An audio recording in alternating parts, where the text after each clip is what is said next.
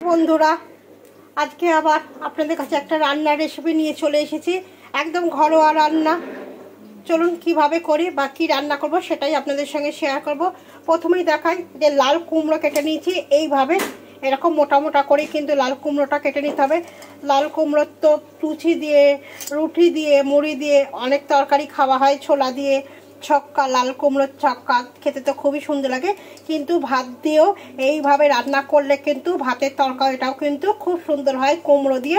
তাই দেখুন এই মোটা মোটা করে কুমড়ো কেটে নিয়েছি। আলুটাও এরকম লম্বা লম্বা করে কেটে নিয়েছি। কুমড়ো আলুর আজকে ঝাল তরকারি করব, তার জন্য বন্ধুরা। আর মশলার মধ্যে কি নিয়ে নিয়েছি, টমেটো নিয়ে নিয়েছি, আদা নিয়েছি, লঙ্কা নিয়েছি। লঙ্কার ভাগটা কিন্তু একটু বেশি লাগবে বন্ধুরা। আর নিয়েছি সর্ষে নিয়েছি, জিরে নিয়েছি, পাঁচফোড়ন থেকে যেটা থাকে পাঁচফোড়নের যে মশলাটা সেটা নিয়েছি। আর এখানে নিয়েছি নুন, হলুদ আর তেজপাতা ফোড়নের জন্য নিয়েছি। সাথে আছে ঘি, সাথে আছে তেল। চলুন বন্ধুরা, তাহলে কুমড়োর ঝাল তরকারিটা কিভাবে করি একটুখানি আপনারা দেখতে থাকুন। আশা করি আপনাদের ভালো লাগবে। আর এই ঝাল তরকারিটা দিয়ে কিন্তু খুব ভালো লাগে, রুটিও ভালো লাগবে, ভাতেও কিন্তু অসাধারণ যায় ভাতের সঙ্গে। চলুন বন্ধুরা করতে থাকি। এবার আমি মিক্সিতে সব কিছু আমি পেস্ট করে নেবো। তার জন্য আমি মিক্সির মধ্যে সমস্ত কিছু দিয়ে দিলাম। আদা, শুকনো লঙ্কা, এই মশলা সমস্ত কিছু আমি মিক্সির মধ্যে দিয়ে দেবো। দিয়ে আমি কিন্তু একটা সুন্দর পেস্ট তৈরি করে নেবো। চলুন বন্ধুরা মিক্সিটা আগে করে নিই। বন্ধুরা কড়াতে কিন্তু অনেকটা পরিমাণেই আমি তেল দিয়ে দিয়েছি। প্রথমেই আমি তেজপাতাটা দিয়ে দেবো, তারপরে আমি আলুগুলো দেবো,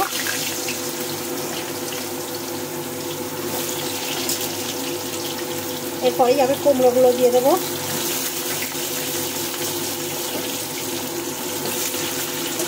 একটু মোটা মোটা করে কাটবেন আলু কুমড়ো, নাহলে কিন্তু গলে যাবে।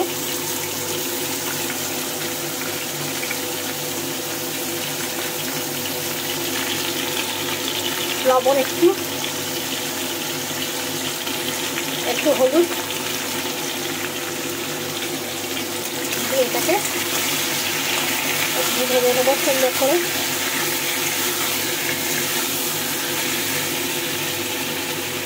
বন্ধুরা আলুটা কুমড়োটা একটু করে ভাজা ভাজা হয়ে গেছে। এবার কিন্তু যে আমি মশলাটা করে রেখেছিলাম সেই মশলাটা আমি দিয়ে দেবো।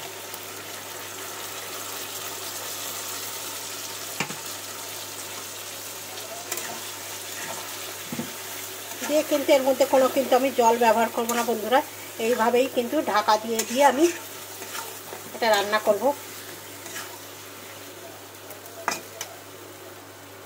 আর এর মধ্যে একটু পরিমাণে হলুদ দিয়ে দেবো। ভালো করে আমি নেড়ে ছেড়ে দিয়েছি একদম। দিয়ে কিন্তু গ্যাসটা একদম আস্তে করে দেবো, একদম আস্তে ধিমে আঁচে করে দেবো। এই মশলাটার মধ্যেই কিন্তু সব সেদ্ধ হবে এবং সুন্দরভাবে কষে যাবে। চলুন বন্ধুরা এবার আমি ঢাকা দিই। কুমড়ো তরকারিটা এইভাবে এই পর্যায়ে এসেছে। এবার এই পর্যায়ে আমি কি করব চলুন সেটা আপনাদের সঙ্গে শেয়ার করি। দেখুন সব কিন্তু হালকা হালকা কিন্তু আমার সেদ্ধ হয়ে গেছে। আর গ্যাস কিন্তু একদম লো, দেখতেই পাচ্ছেন একদম আস্তে করে দেওয়া আছে। চলুন এটা ঢাকা দিয়ে এদিকে আমি কাজটা করে নিই। এরপরে যেটা আমি দেব, দুধটা কিন্তু আমার গোলা হয়ে গেছে। এবার আমি তরকারিটা ঢাকাটা নামাবো। আবার একটু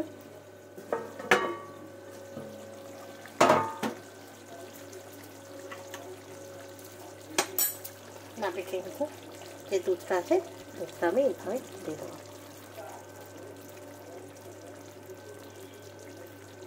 দিয়ে আবার একটু আমি নেড়ে দেবো আস্তে আস্তে করে।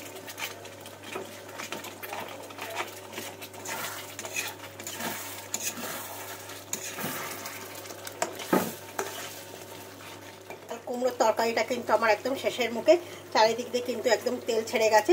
এবার কি দেবো, একটু ঘি দেবো।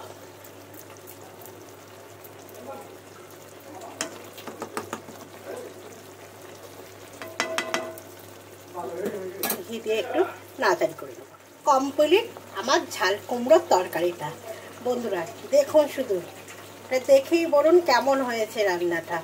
দেখতেই পাচ্ছেন মনে হচ্ছে কি এটা ঝাল কুমড়োর তরকারি, কুমড়ো আর আলু, আর কিছুই কিন্তু নেই। দিয়ে কিন্তু এইরকম একটা তরকারি, এই তরকারিটা দিয়ে আপনারা রুটিও খেতে পারেন, আবার কিন্তু ভাতও খেতে পারেন। চলুন বন্ধুরা, তরকারিটা এবার আমি নামবে দিই। আমার কুমড়ো আলুর ঝাল তরকারিটা রান্না হয়ে গেল। দেখতেই পেলেন একটা সামান্য জিনিস কুমড়ো, তা দিয়ে কিন্তু একটা অসাধারণ রান্না তৈরি হয়ে গেল। রান্নাটার উপর নির্ভর করে সমস্ত কিছুটাই, খাওয়াটা, তাই না? অনেকেই কিন্তু কুমড়ো খেতে চান না যে বন্ধুরা, তারা কিন্তু এইভাবে একটু রান্না করে দেখবেন। আপনারা দেখবেন একবার করলে কিন্তু আপনারা এটা বারবারই করতে চাইবেন। এত সুন্দর খেতে হয় যে বলার মতন না, খুব সুন্দর লাগে। যদি আপনাদের এই ঝাল কুমড়ো তরকারি রেসিপিটা আপনাদের ভালো লাগে তাহলে কিন্তু একটা লাইক, শেয়ার, কমেন্ট করবেন, পাশে থাকবেন। একদমই ঘরোয়া রান্না, ঘরোয়া পদ্ধতিতে। এবার জিনিসটাও একদমই সামান্য, কোনো কিছুই না। কুমড়ো সবাইকার বাড়িতেই থাকে, কুমড়ো সবাই খায়, হয়তো খায় না, অনেকেই খায় না, কুমড়ো পছন্দ করে না। সেই বন্ধুদের জন্য বলবো, সেই বন্ধুরা অন্তত একবার ট্রাই করুন এইভাবে ঝাল কুমড়া তরকারি। চলুন বন্ধুরা, যদি ভালো লাগে আপনার দিদিভাইকে কমেন্ট করে জানাবেন, আর একবার বানিয়ে খান, আশা করি ভালো লাগবে।